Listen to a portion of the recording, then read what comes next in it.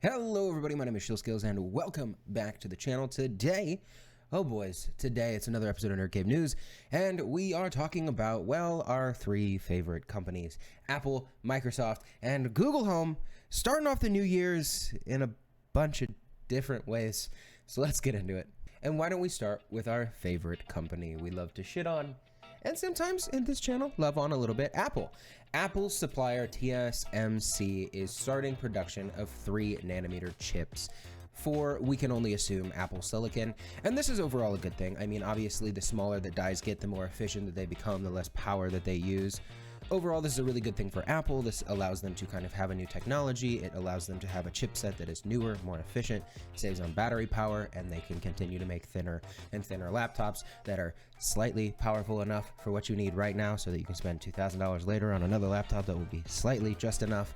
It's just, yeah, at the end of the day, like my wife is currently shopping for a MacBook, and it's good for what they need now, but just like the lack of upgradability with Apple Silicon is just getting harder and harder for me to like, even though it's becoming more and more efficient and utilizing less power, which is making, again, workflows more efficient, like less need for cooling, that kind of thing. Like, at the end of the day, they are designing their machines better, which is a good thing. It's a good technological advancement, but it is also creating e-waste because eventually, because they're not upgradable, these things will be useless over time. Let me know what you guys think in the comments down below.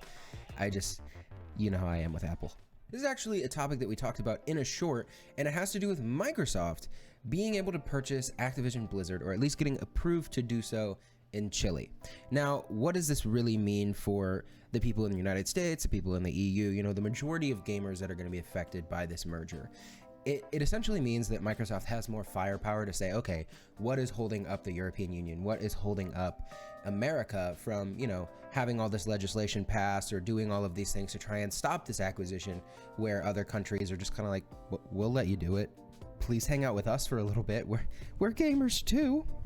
And so Microsoft is going to essentially be able to spin this and say, what's taking so long? Why are you doing this? Other people say this is okay.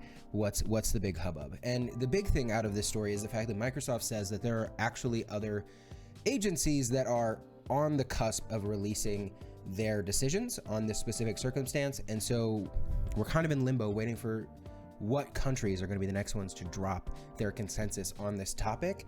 And if it's America or the EU, one of those two is going to decide how the rest of the world is going to react to this purchase, and it's going to be big news. So we're on the cusp of it being a really big news day for Microsoft. Let me know what you guys think about this whole situation in the comments below. All right, here's just a quick note between stories. I know you guys don't like ad reads, so I'll make this one quick. Happy New Year to everybody. I didn't get to say it in the last video, and I really, really appreciate all the work that my team has put in for this channel and what I've put in for this channel, which you guys have brought back to the channel, being in the comment sections, liking, subscribing, doing all that kind of stuff, really making this a big part of my life again and showing that, you know, I actually can do this and the growth that we've shown on this channel. So I really appreciate you. I hope your news resolutions come true. I know mine are, because of your guys' generosity, so I really, really appreciate it. If you haven't already, go ahead and check out the Discord link down below so that you can join the community, hang out with community members from this place where you guys can just hang out, talk about tech, play video games together, and just get to meet new people. That should be on everybody's New Year's resolution list, right? Meet new people, be more out there, something like that. Anyway, thank you guys so much for everything.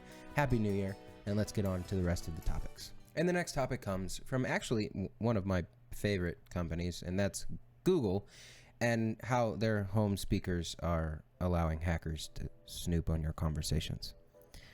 Now, to be completely fair to Google, this hasn't been happening since April of 2 years ago, but it's coming to light now that it had access to it for like 2 months, and there are new ways that people are trying to get into your Google Home speakers and listen into your conversations. Long story short, they used HTTPS and a bunch of different other network hacking to get into the actual home device and set up an indication light on the Google Home device that typically looks like it's updating its firmware so that victims don't necessarily know that they are being listened in on, because the other LED that would indicate such a thing is a pulsing LED, which wouldn't show up if the hackers were actively using the audio to just hang out and listen to your conversations and know about your potential daily routines. And hey, you are going to be out of the house? Excellent. I'm going to be able to go steal your TV while you're not home to take your kid to soccer practice or whatever the hell. It's overall a very negative situation that for 2 months, the public didn't know that there was an issue here and they couldn't unplug their Google Home devices and fix this whole situation until they fixed it in April of 2021. So there's just a bunch of issues that Google just decided to let slide under the rug while they were fixing it. And that's just shady business dealings. But these, again, are mega corporations that we should never trust anyway. So I guess there's that.